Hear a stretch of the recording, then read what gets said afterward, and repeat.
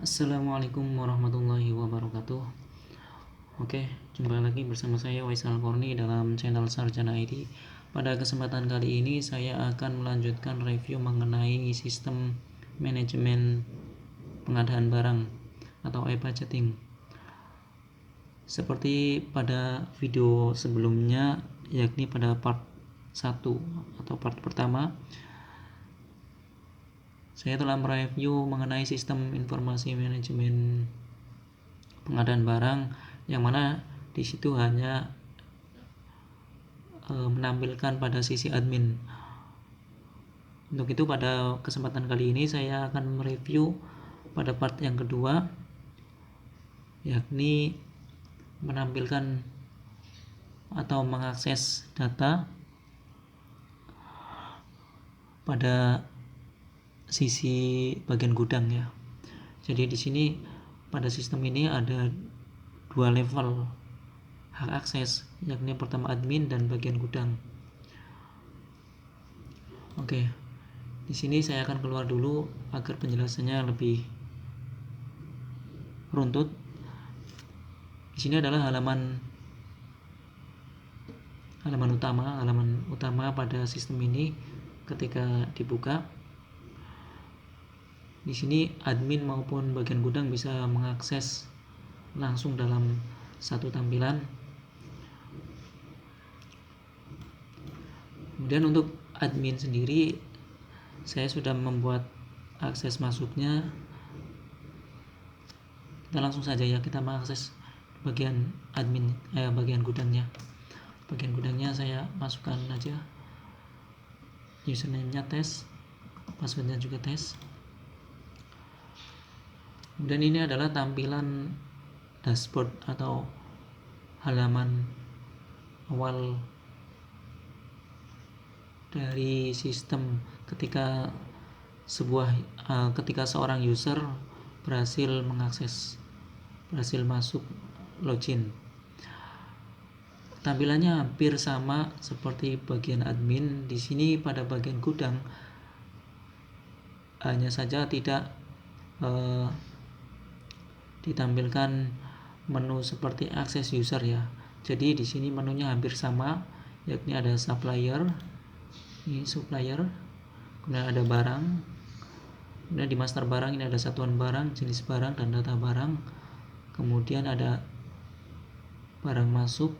Di transaksi ini ada barang masuk dan barang keluar, kemudian ada cetak laporan. Hampir sama seperti pada level admin.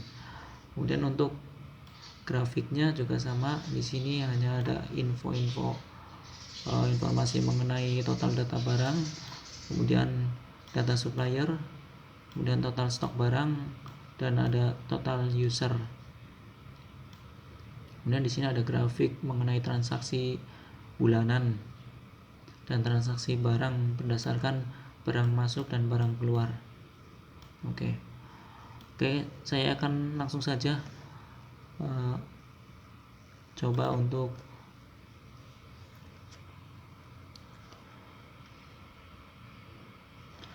langsung saja kita transaksi untuk supplier ya. Untuk supplier ini misalkan saya tambahkan supplier baru.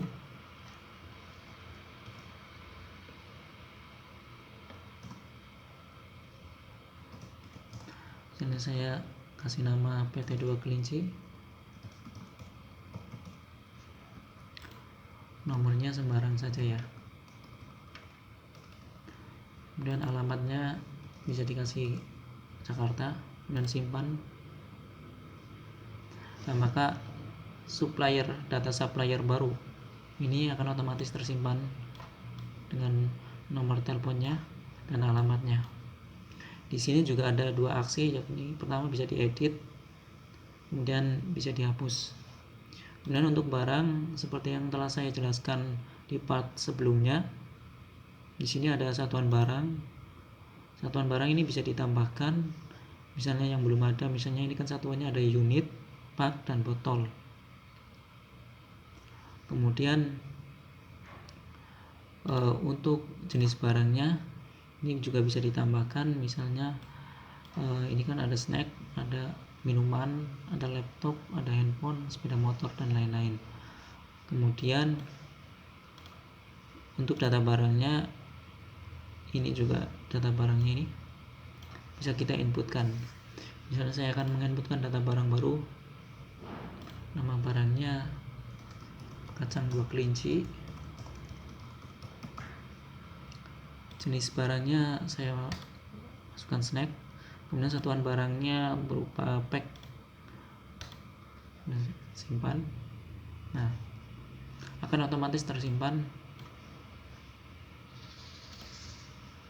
ya. Akan otomatis tersimpan dengan ID barang B0006 dengan nama barang kacang 2 kelinci dengan jenisnya snack. Stoknya ini masih kosong karena belum ada penambahan dan pengurangan stok. Kemudian untuk satuannya berupa pack. Kemudian untuk transaksinya ini baru kita bisa masukkan jumlah stok. Nah, ini ada transaksi masuk dan transaksi keluar. Untuk transaksi masuk sendiri, misalnya pihak perusahaan ingin menambahkan stok baru, misalnya di tanggal ini ya, tanggal 5 bulan Juli 2020. Untuk ID transaksi masuk ini secara otomatis ya, jadi tidak bisa diedit. Kemudian untuk supplier, misalnya saya akan menambahkan supplier yang telah diinputkan, yakni PT 2 kelinci dengan barangnya berupa kacang 2 kelinci dan stoknya ini kan masih kosong. Jadi saya masukkan stok baru, misalnya saya masukkan 20 pak. Ini satuannya pak, kemudian simpan. Nah, maka akan otomatis di sini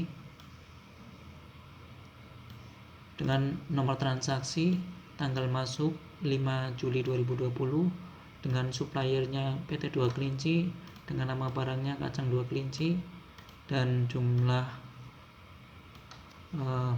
masuknya ini 2 pack dan user yang mengakses ini di bagian gudang ya. Kemudian untuk barang keluar juga sama, hanya saja ini kalau di barang keluar akan ada pengurangan stok.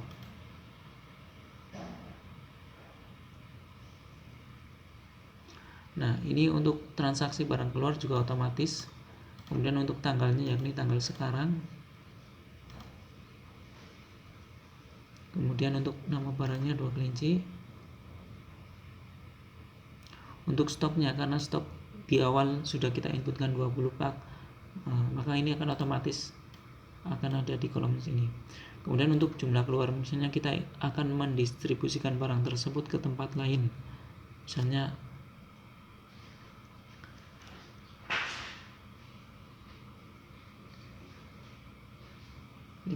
pak, ini akan disimpan. Maka akan secara otomatis masuk ke sini dengan nomor transaksi dan tanggal keluar, kemudian nama barangnya, kemudian jumlah keluarnya 15 pak.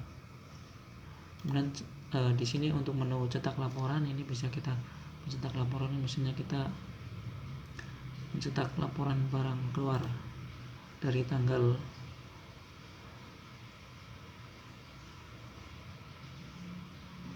sekarang,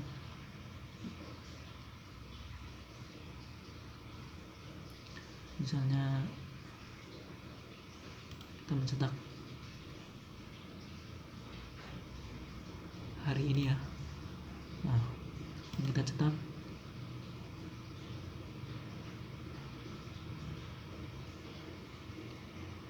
Nah, maka akan menampilkan laporan barang keluar, yakni ada 2 barang. Yang pertama kacang 2 kelinci dan kecap ABC yang sudah kita tentukan di part sebelumnya. Kemudian ada ID transaksi dengan tanggalnya, kemudian ada jumlah yang keluar. Nah, itu adalah bagian laporan untuk